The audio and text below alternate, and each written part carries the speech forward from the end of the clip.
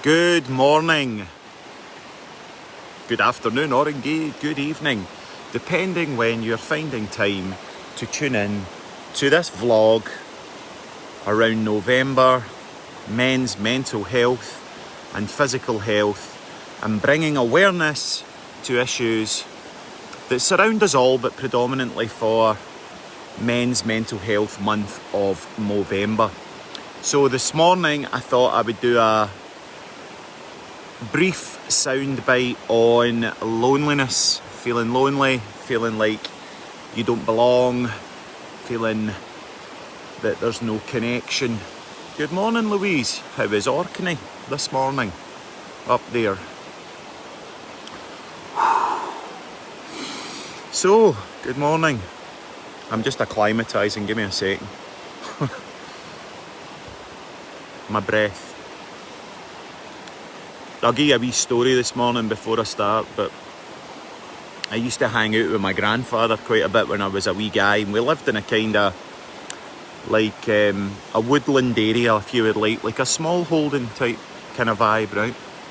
And my grandfather used to get super excited when there had been a high wind and a tree would have fallen down, because somehow that gave him permission to go and cut it up. And he used to have a saw bench, and he used to cut the trees up into like stabs and sell them, and it used to give him his beer money. But when I was on I used to have a tractor, and I used to sit on the back wheel well of the Massey Ferguson tractor. There was a wee toolbox just on the rear wing, and I used to sit on there with him, and he used to tell me that nature provided everything. He says, you know, nature would provide everything for you. And sometimes we would be going through, the trees would be combing your hair, or, you know, and he would make joke around it. But we come down here every morning down to the River Clyde to swim, and I take my clothes off, and fundamentally up there, I don't know if you could see that up there, but up there, like that white thing, that's my towel, right? And then on the tree next to it there, I've got all my clothes hanging. So this morning, as I was getting ready to come down into the water, I was having a wee giggle to myself around about my grandfather's words of wisdom, telling me that nature provides everything for us. And I've got my own wardrobe. You know, I've got three pegs, three broken branches that act as pegs where I get to hang my t-shirt and my trousers, and I've got my towel folded up on the tree stump there. So, loneliness. And I heard this morning on the news that Prince William's wife is part of a national campaign where they're looking at the statistics of loneliness. Can't say that word very well. Statistics of loneliness, and how so many people feel lonely, and how we can start to manage that a little bit better. So with all mental, emotional, physical health issues, the first point is acceptance, accepting that you're lonely. Now, you may not feel that you're actually lonely, but if you're lacking motivation and you're lacking drive,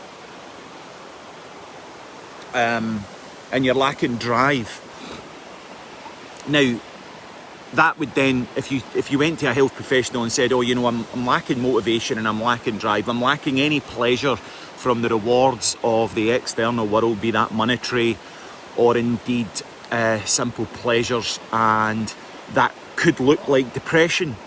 But also loneliness attacks a part of the brain, the ventricle stratum, I believe, and that is also a part of the brain that's associated with reward. So if you're feeling like you don't have a massive amount of motivation or drive, it could be to do with depression, but perhaps it could have something to do with loneliness. Loneliness, feeling like you don't belong, feeling like you're not part of anything. And I mean, we have talks, friends, a couple of female friends of mine, we talk about this kind of stuff quite a bit around about how famous people, actors, presenters, people that are in the industry of entertaining actually feel dreadfully lonely And a lot of the time they could be, I think the great Elvis Presley said that he was surrounded by thousands of people, yet internally he felt very, very lonely and found it very difficult to feel a connection. So we're speaking about loneliness this morning and how we can have the world around about us, surrounded by people, surrounded by family that love us and friends that appreciate us, but inside we aren't able to feel that connection. We feel very disconnected from the world. So as I'm repeating myself, but I turned on the news this morning that the Prince William's wife is leading a campaign into loneliness.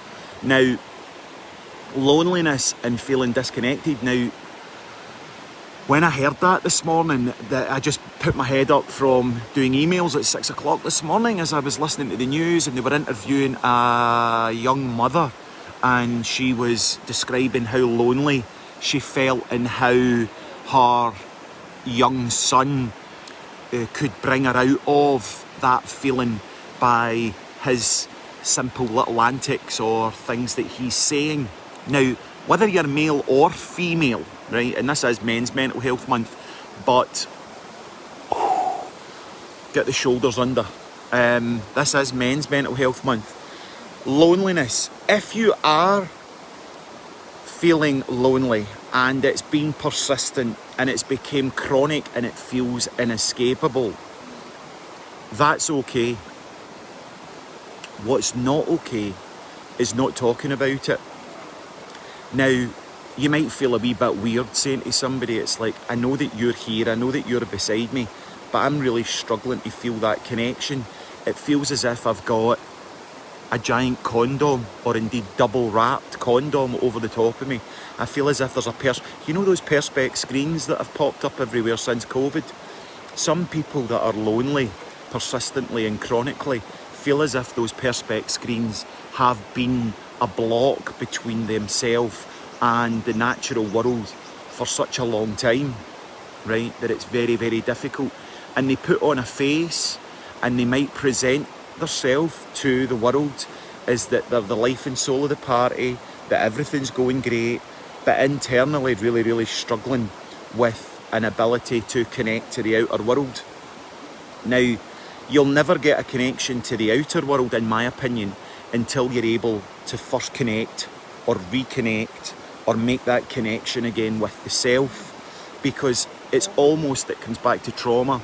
Through layers and layers of psychic wounding and scarring from relationships that haven't worked out, from businesses that have failed, from friendships that have broken down, people that have moved away. These are wounds that attack us on a psychological level, psychic scarring. And like any wound, if I was cut, depending on how deep the scar was, the healing process around that wound, depending on the size of the cut, of course, would take longer to heal, but it would also create more scar tissue. Now, scar tissue is less flexible than natural tissue. And if we've been hurt through the breakdown of a relationship, a marriage, if we're estranged from family or friends, then that's a psychic wound, that's a psychic scarring, which... Is that us done? Thunderbirds are out. Done our 10 minutes this morning, that went quick. Actually, I don't want to get out, I'm quite enjoying it. Cold this morning. Hey, cold, Paul. Depends on your perception, doesn't it? Really, if you think it's cold, it's going to be cold. It's actually really nice. It's a nice cold temperature this morning. So, look, talking about loneliness and feelings of loneliness and exploring that as a topic in a 10-minute soundbite is challenging. You know, it's difficult, Paul, getting out when you're an old, stiff guy. So, yeah, I'm going to go live with Francis Devine this morning about 9 o'clock. Him and I's going to be having a wee blether for the couch if we can get a half-decent sound quality.